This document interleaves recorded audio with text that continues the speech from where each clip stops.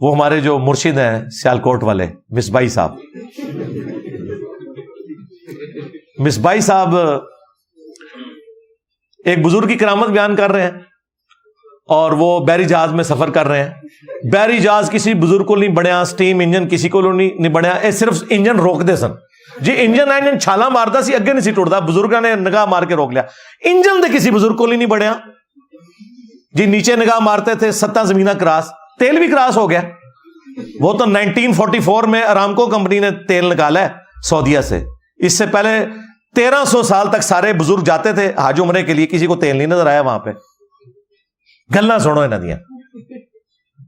اچھا وہ کہتے ہیں جی وہ بحری جہاز میں جا رہے تھے حج کے لیے، تو بار بار آ کے وہ کیپٹن سے پوچھتے تھے کہ بھائی کب آئے گا جدہ. ان کو بڑی جلدی تھی، تو 2-3 دفعہ تو اس نے ٹالریٹ کیا. پھر اس نے کہا کہ بابا جی میں نہیں جدہ لے آ سکتا، تو آڈے کو کچھ ہوتا جاتے کر لو، میں تو کچھ نہیں کر سکتا. تو اس نے کہا کہ جی کون کون سی بندرگاہیں آتی ہیں، تو وہ بتانی شروع کی، اور اینڈ پہ اس نے کہا کہ اس کے بعد آئے گا پھر جدہ. تو بابا جی نے کہا لو پھر آ گیا جدہ. اور کہتے ہیں جی وہ ساری بندرگاہیں کراس ہو کے ڈائریکٹ بحری جہاز جدے پہنچ گیا.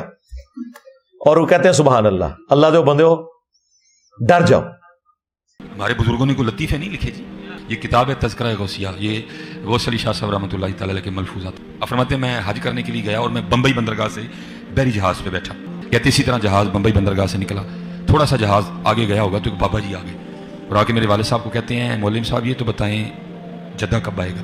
تو کہتے ہیں میرے والد صاحب مسکرا کے کہنے لگے بزرگو وہ یہ تو جہاز بمبئی بندرگاہ تو چلے آئے 11 دن لگنے نے پھر جدہ آئے گا. کہتے ہیں وہ بابا جی چلے گئے، عصر پڑھ کے پھر آئے، وہی سوال. میرے والد صاحب کا بھی وہی جواب. پھر چلے گئے، مغرب پڑھ کے پھر آئے، پھر وہی سوال. کس دفعہ میرے والد صاحب بھی غصے میں آ گئے، کہنے لگے بابا جی گل نہ کریے، بار بار نہ ہو میرے گھر، میں تو 11 دن تو پہلے لیا نہیں سکتا، جو تسی لیا سکتے ہو تو لے آؤ.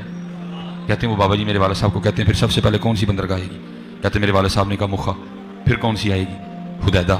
پھر کون سی آئے گی؟ عدن. پھر کون سی آئے گی؟ میرے والد صاحب نے کہا جدہ. تو بابا جی کہتے ہیں پھر ویکھو جدہ آ گیا جی. تذکرہ غوثیہ. ہمارے بزرگوں نے کوئی لطیفے نہیں لکھے جی.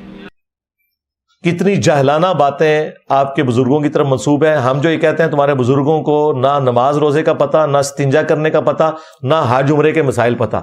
جدے سے پہلے ایک بندرگاہ، ایک مقام ایسا آتا ہے جس کا نام ہے یلملم، جو سب کانٹیننٹ کے لوگ، ایون ملیشیا، انڈونیشیا، اس پوری آپ جتنا فار ایسٹ سے جتنے لوگ آتے ہیں ان کے لیے وہ میقات ہے. اس سے پہلے آپ نے احرام باندھ لینا ہے. وہ اگر آپ نے کراس کر لیا تو آپ کے اوپر دم، یعنی ہر حاجی یا عمرہ کرنے والے کے اوپر ایک جانور قربان کرنا واجب ہو جاتا ہے. اور بابے کی جاہلیت دیکھیں کہ سب کو ڈائریکٹ جدے پہنچا دیا. ہونا ہی چاہیے تھا اس واقعے میں. وہ کہتے کہ پہلے یلملم پہنچایا اور بابا جی نے کہا جی اپنے اپنے احرام باندھ لو، ان میں اگلا جدہ لے آن لگا جائے. اور جاہل بابے انہوں نے دم واجب کروا دیا. ہویا کچھ نہیں، بے فکر ہو، تسی ٹینشن نہ لوگے، پورے بحری جہاز سے دم واجب ہو گیا. ہوئی کوئی نہیں، ایویں کہانی ہے یار. اگر اس طریقے سے جہاز پہنچا رہے تھے تو جہاز میں بیٹھے کیوں ہوئے تھے؟ ڈائریکٹ پہنچے نا.